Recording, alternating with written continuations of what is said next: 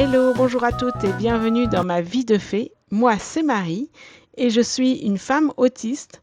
Et ici, je te partage mon quotidien sans filtre, avec humour, authenticité, mes joies, mes défis, mais aussi mon expertise.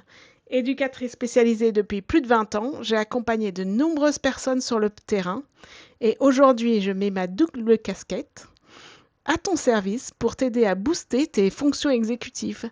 Allez, installe-toi bien et c'est parti. Bonjour à toutes et bienvenue dans le deuxième épisode de ma vie de fée. Et aujourd'hui, je voulais particulièrement te faire un zoom sur cette étape cruciale qui est douloureuse mais libératrice, qui est le diagnostic. Donc du coup, pour ma part, le verdict, il est tombé l'année dernière, en 2025, et j'avais 47 ans. Donc c'est un diagnostic qui est quand même relativement tardif. Donc comme je le disais dans l'épisode précédemment, tout a commencé fin mars 2024 où j'ai rencontré le nouveau psychiatre et c'est lui qui a commencé en fait le parcours diagnostique. Et donc du coup il m'a orientée vers une neuropsychologue qui était une de ses anciennes collègues. Et donc il a fallu attendre un peu parce qu'elle avait beaucoup de demandes, donc j'ai attendu 6 mois. Et ensuite, je suis allée la voir. Et donc du coup, les rendez-vous, elle m'a fait 4 rendez-vous au mois de mai-juin 2024 pour ensuite le dernier faire le bilan du diagnostic définitif le 25 juillet. Voilà. Donc en fait, elle, comment elle a procédé. Donc j'ai eu à peu près 3 séances d'entretien avec des questions où elle a balayé un petit peu toutes les questions relatives au TSA. Ensuite, elle a appelé ma mère pour retracer mon enfance. Enfin, en réalité, je ne sais pas trop ce qu'ils se sont dit, mais elle a appelé ma mère pour avoir un double avis. Et, euh, et ensuite, il y a eu les tests psychotechniques, dont le fameux test des yeux et des visages, qui est très spécifique au TSA. Donc moi, elle ne m'a pas fait la douance, enfin le haut potentiel, parce que je l'avais déjà fait en 2021. Voilà. En fait, elle appelle quelqu'un de son entourage parce que en fait le TSA il doit y avoir déjà des signes dans l'enfance. C'est pour ça, pour valider le diagnostic, il doit y avoir déjà des signes dans l'enfance, en fait. Puisque je rappelle que le TSA, trouble du spectre autistique, en réalité, c'est une neurodivergence. Euh, donc du coup, c'est un cerveau on est avec un cerveau différent et on meurt avec un cerveau différent. En fait, on ne va pas modifier le cerveau, donc d'où le fait qu'il faut qu'il y ait des liens dans la petite enfance. Alors, on ne va pas se mentir, non, c'est un parcours qui est quand même relativement difficile, douloureux aussi, courageux. Euh, alors oui, techniquement, il y a les attentes qui sont pas forcément confortables, parce qu'il y a peu de professionnels, mais c'est surtout difficile sur le plan humain, émotionnel, parce que en fait, on va revisiter toute sa vie. Hein. Clairement, on fait un flashback sur toute sa vie, quoi. Alors, moi, la neuropsychologue qui m'a fait les tests, c'était une très bonne neuropsy et elle est d'une neutralité absolue. Donc, du coup, à aucun moment, elle m'a fait m'engager sur un côté ou sur l'autre. Et alors déjà que moi je détecte aucune expression, enfin je vois rien, donc du coup évidemment ça a rajouté de vraiment je n'avais aucune idée de ce qu'elle pensait, voilà, rien. Et du coup il n'y avait pas de point de repère et comme je le disais précédemment, on révisite toute sa vie à travers ces questions. Il y a des choses sur lesquelles on est plus ou moins conscient. En plus il faut nommer ça aussi. Et, euh, et on n'a pas de vis-à-vis. C'est-à-dire que moi, je vis ma vie, elle est entre guillemets normale, mais j'ai pas de vis-à-vis par rapport à une vie qui est soi-disant typique et normale. Donc, du coup, c'est pas forcément simple en fait. C'est notre norme, notre fonctionnement, hein. Alors du coup, plusieurs fois, en tout cas, ça a été ma peur. Plusieurs fois, je me suis dit, mais en fait, j'ai rien du tout. C'est dans ma tête. Allez, fais un effort. Elle va me dire que je suis pas autiste, etc. Euh, alors pour moi, le cœur du sujet, ça a été l'empathie, parce que c'est une notion qui reste encore floue chez moi. Et c'est là aussi que j'ai compris que j'avais mes propres stéréotypes, c'est-à-dire qu'avec telle personne, je vais agir comme ça, avec une autre, je vais faire autre chose. Et puis, bah oui, il y a la rigidité du TSA qui est là, même si elle est parfois subtile. Bref, le diagnostic finit par tomber. Donc après les vacances de la neuropsy, voilà, le diagnostic tombe. Donc évidemment, elle ne le met pas, mais puisqu'elle n'est pas médecin, elle va dire on va vers enfin, il y a des fortes probabilités qu'il y ait un trouble du spectre autistique. Enfin bon, bref. Euh, et donc pour moi, ça a été quand même le choc où j'ai fait une sidération totale de 3 jours. Et puis en fait, j'ai une petite veine de mon œil qui a cassé. Et du coup, j'ai saigné un petit peu dans mon œil. Et du coup, je suis allée aux urgences ophtalmiques. Alors, j'ai eu très peur en fait. J'ai eu très peur de ce petit incident médical. Et la symbolique que j'y ai vue, c'était de me dire, ben, en fait, pour la première fois, j'ai été vue telle que je suis. Mais aujourd'hui, j'ai encore toujours peur que mon œil saigne à nouveau et c'est vraiment un verdict qui m'a vraiment secouée. Donc, une fois que je m'ai remis de tous mes états, il y a eu une forme de désespoir qui s'est installée et je me suis dit, mais en fait, ça fait 20 ans que je suis travailleur social, ça fait 20 ans que j'accompagne des gens et en fait, j'ai fait de la merde, je suis vraiment quelqu'un de... Enfin, je suis pas quelqu'un de bien. J'avais aussi l'image d'une personne auquel il manque une jambe et qui essaye de courir avec ceux qui en ont deux. En fait, c'était perdu d'avance. J'essayais de faire quelque chose qui était vraiment perdu d'avance. Euh, alors, même si moi, je me suis jamais dit consciemment, je veux rentrer dans le moule, c'était quand même un objectif inconscient parce que être dans la société, être adapté à la société, ben ça reste quelque chose qui est moins difficile que de se dire qu'on est tout seul en fait, parce que la solitude est quand même assez angoissante. Et en fait là, on se rend compte que ben oui, on joue pas les mêmes règles du jeu, on est hors jeu, que c'était tout perdu d'avance et que je pouvais pas y arriver en fait, que tous les efforts que j'avais faits, eh ben en fait, ils étaient vains.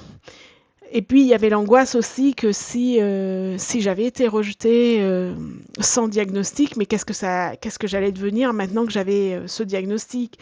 Est-ce que j'allais finir toute seule? Voilà, ça reste des questions qui, dans les moments d'un peu d'angoisse et de difficulté, sont là, en arrière-fond, mais maintenant elles sont quand même beaucoup moins présentes.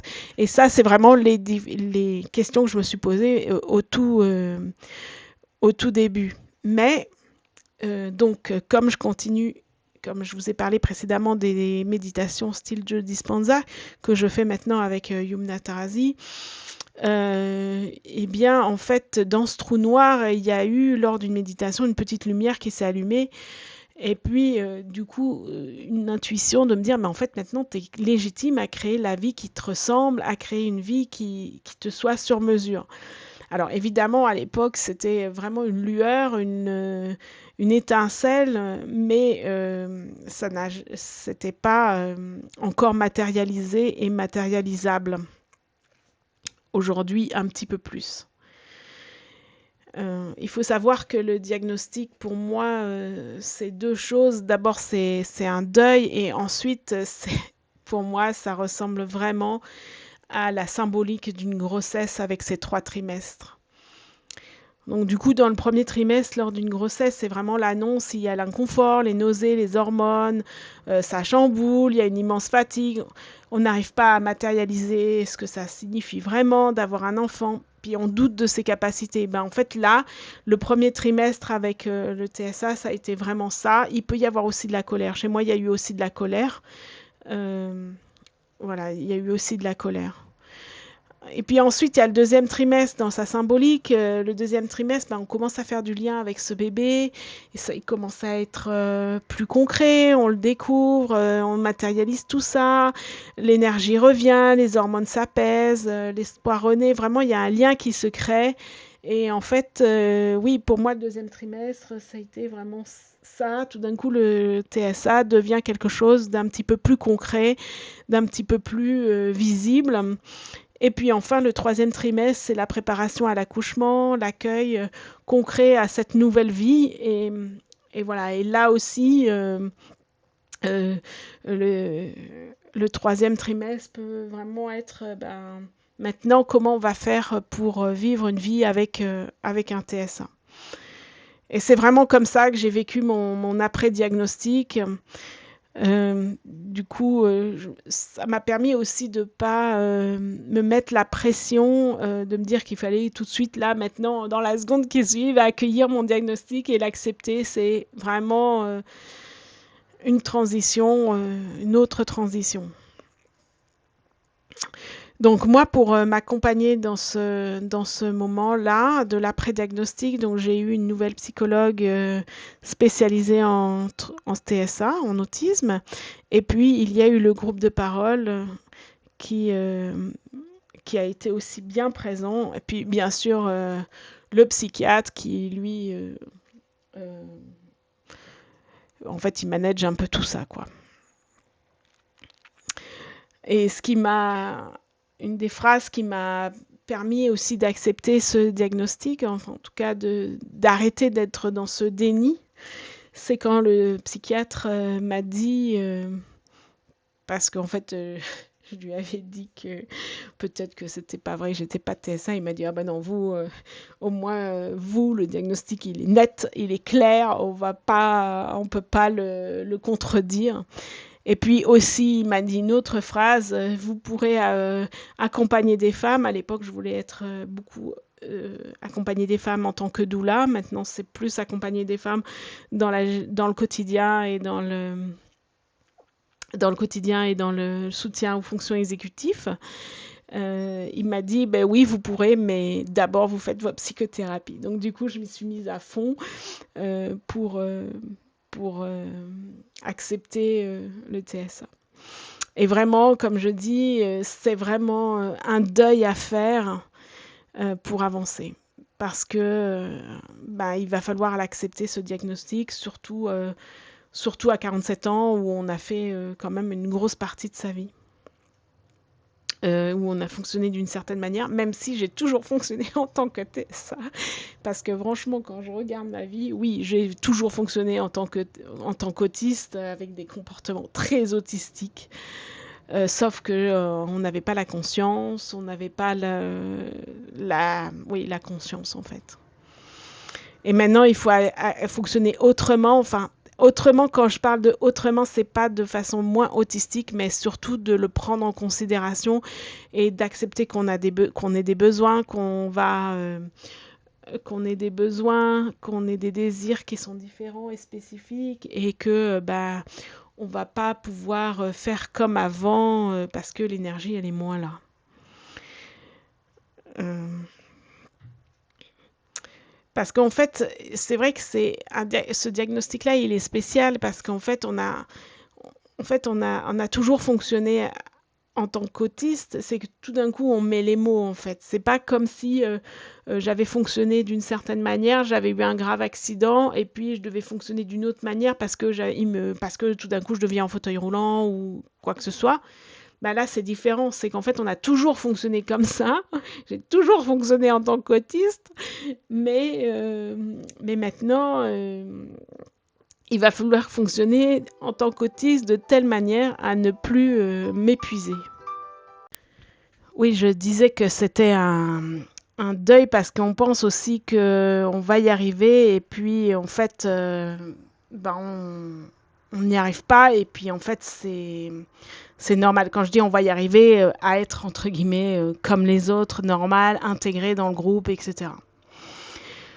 Euh, pour moi, j'ai pas été vers la course au diagnostic, tout ça.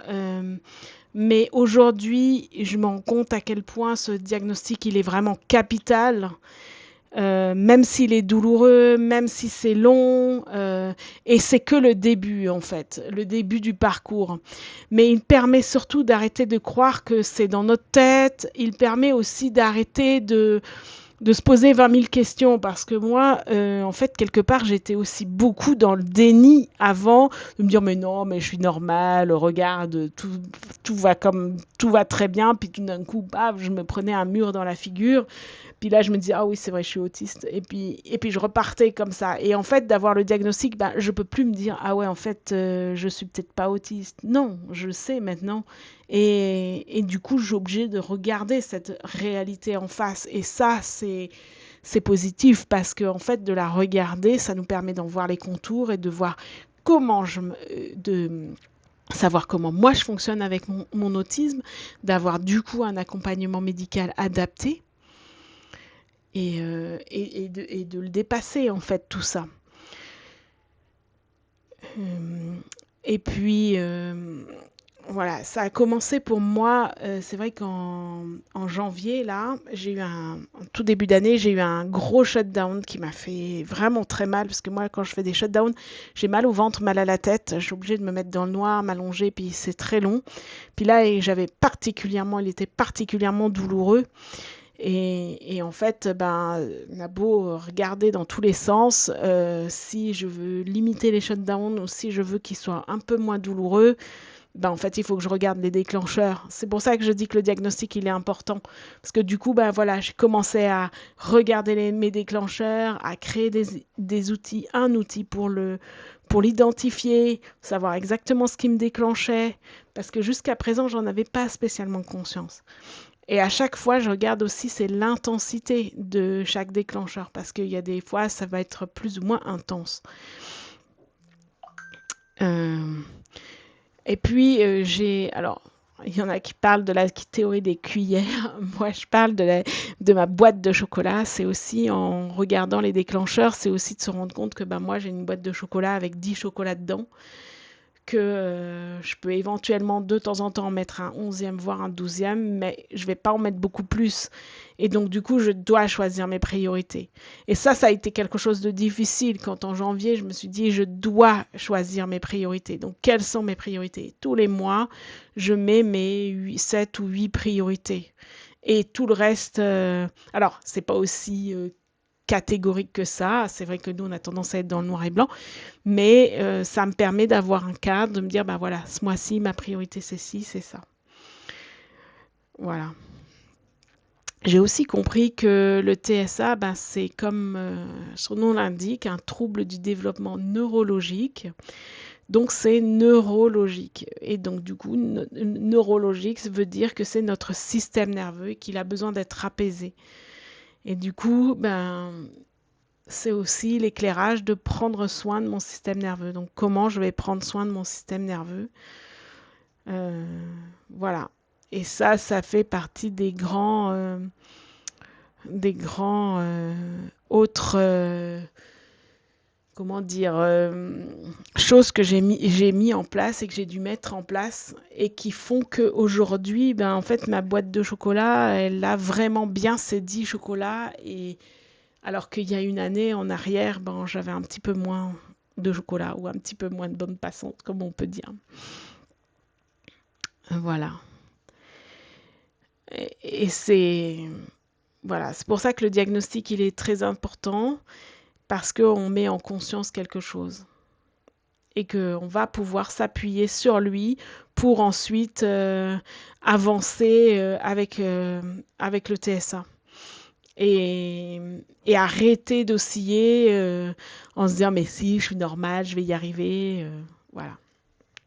Et ça, c'est vraiment un conflit interne qu'on se retire. Et donc, du coup, c'est aussi de l'énergie pour autre chose, en fait.